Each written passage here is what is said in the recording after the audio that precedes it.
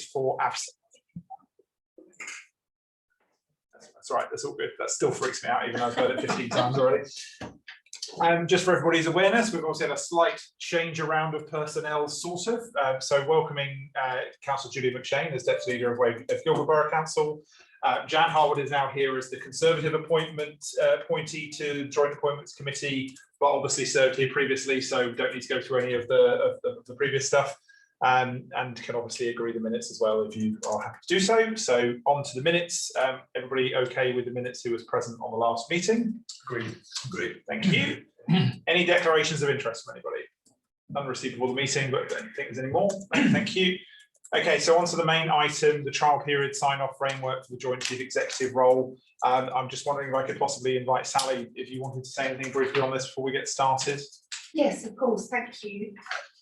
So a statutory trial period is a trial period under section 138 of the Employment Rights Act 1996. The essential purpose of a trial period is not actually for the employer to test the person in role, but for the person in role to decide whether the job is a suitable alternative following a potential redundancy dismissal. And so this is the case for this particular period. So really it's for the appointee to decide whether they are prepared to continue in the role than it is for the council to treat it effectively as a probationary period.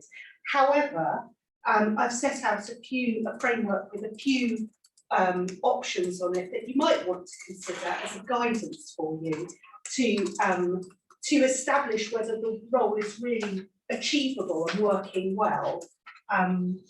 But as I say, the principal purpose of the role is for the appointee to understand whether the role genuinely is a suitable alternative for them to undertake. And therefore, the key framework for this trial period is that the appointee makes a decision whether or not to continue in the role before the end of the trial period, which is the 29th of December.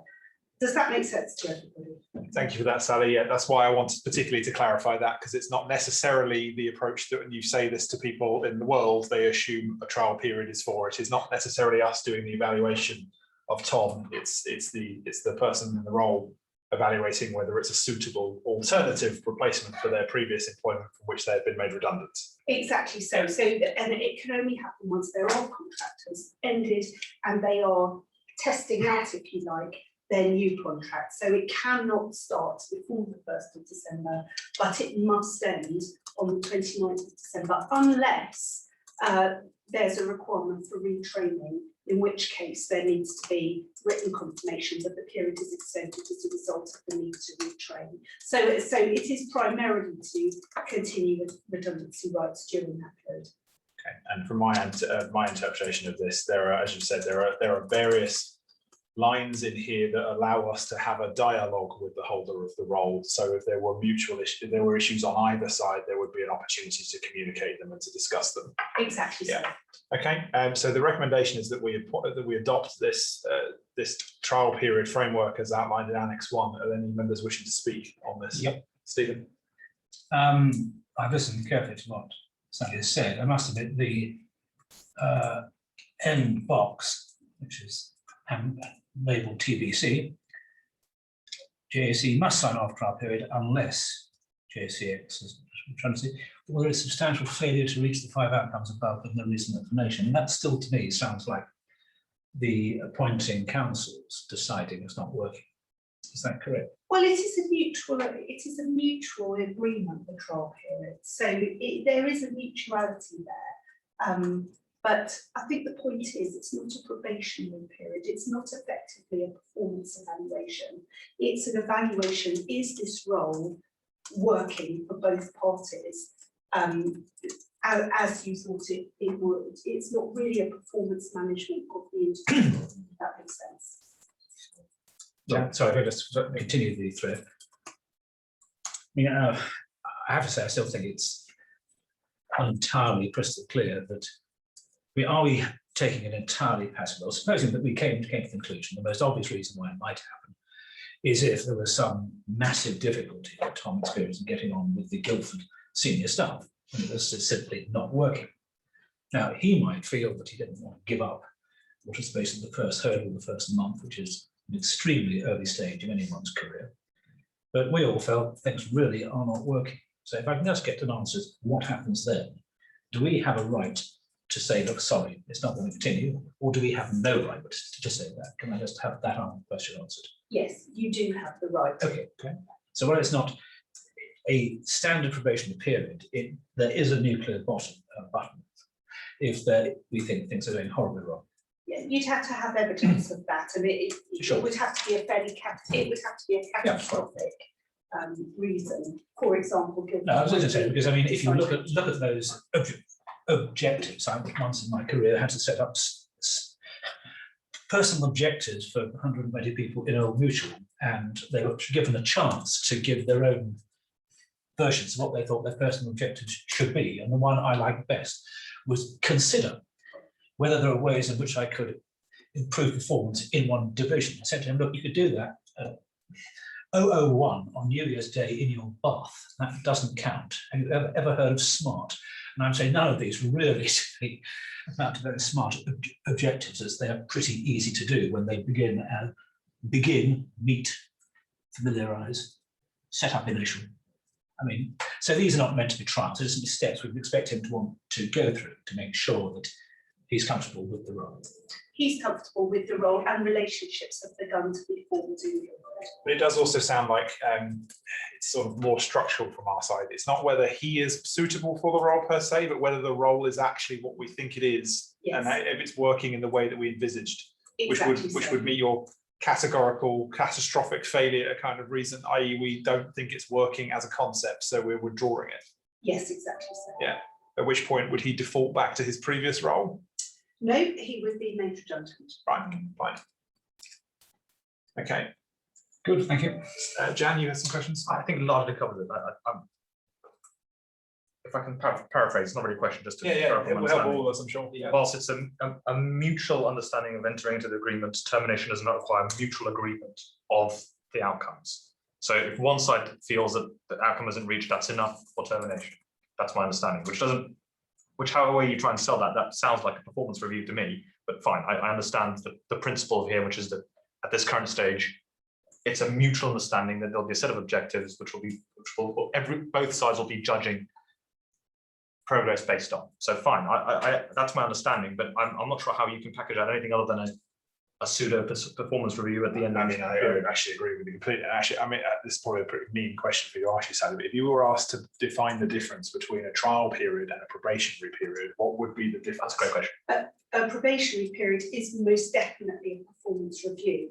Right. A trial period is entirely based on the decision that the role proceeds. Right. So one is about an individual performance, and one is about whether a role So the viability of the role itself more in the trial Okay. is the period. viability Yeah, of the role, or the person's decision to exercise their right Right. to redundancy. Those are the two.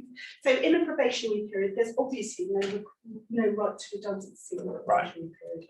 In a trial period, there is, and the trial period is there to protect the redundancy rights of the individual and to ensure that the role is essentially what I believe it to be. So And they are very different things. And I guess in this scenario, we've mutually agreed the goals, whereas in a probation, we would only. Yeah. So I think I get it. It just seems that the mechanism to evaluate it at the end is very similar to how you would conduct a performance review, I suppose, except that you're as much reviewing the concept of the role after a month as anything else. The role's on trial, not the person. The role is on trial, not the All right, person. and From that your clarifies it. Yeah, perspective, thank you. and the person is maintaining their redundancy rights. I think the thing that bothers me with a lot of this is that 1 month is not really an opportunity to decide either of them. So it's all a bit moving, isn't it? 29 days. And during yeah, Christmas and period, during which the there more are is none taken of that. precisely. Yeah. So I mean, it is what it is, and we're legal requirements. Sorry. So is that 28 days set out by statute? Yes, 138 has 4 weeks. It can be extended, but only for retraining purposes. It is a Not for statute. holidays. I asked That that. sounds more like performance review. Yeah. Just I think in that disaster scenario where we don't think it's going well, I guess then if there is not a mutually agreed termination, you get into I guess, a question of how much risk you're willing to take in order to say this is not working. Yeah. And that would then be dependent on these key activities. Do we think there's enough there that in that disaster scenario that they are specific enough to say, actually, because otherwise you're never going to be able to prove that they're not working, are you? If they're, I mean, I'd like to think that if we were in a disaster scenario, that the chief executive is going to have to assist with articulating that anyway, because they're the only ones that are going to, well, we're going to know some of it, they're going to know the rest. They're going to be wanting to go in such a scenario, I would have thought. I don't know. I mean, this is the problem. We don't know, and at the moment, I don't think, even if it was a disaster, I don't think it would become clear in 29 days from the 1st of December.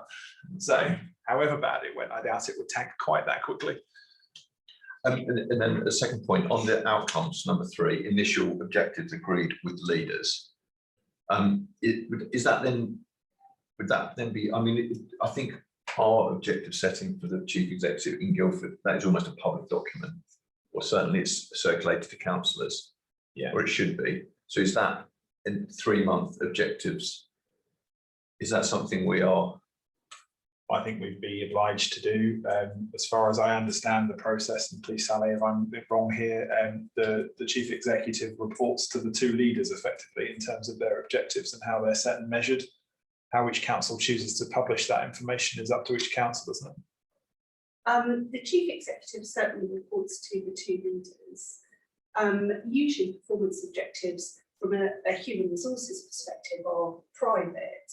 I want Diane and Dan's view on publication of performance objectives.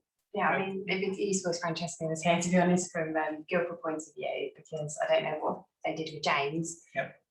But it would definitely need the consent of the person to make something like that public, in my view.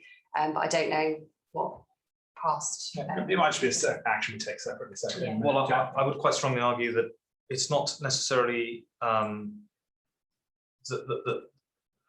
the person's objectives we want to publicise. We want to point out that this is the new role and what the objectives of the new role are. So it's not about the person; it's about the role, similar to what we just discussed. So it's even if James's ones were never previously disclosed, I would still make an argument that, given the circumstances, given that we are trialling something never before seen, it's a strong argument for transparency reasons to say, and this is what the objectives are, and every council has a right to know what those objectives are, so they can observe that progress. Actually, there's two elements of that I'll just comment on. One is that actually it's not been done before, so we should ask actually what other councils have done with their objectives for their joint chief executive, because although we're doing it slightly differently, it's not completely conceptually different from other ones. And then we're going from the separation of the objectives of the role holder to the objectives of the partnership, which are theoretically supposed to be very similar. So we can check as a subsidiary action what we do with objectives for the joint chief executive going forward in terms of their publication. I mean, as long as the role holder has an objection, I certainly wouldn't have any objections to them being public. I can see why HR might be a little uncomfortable with that.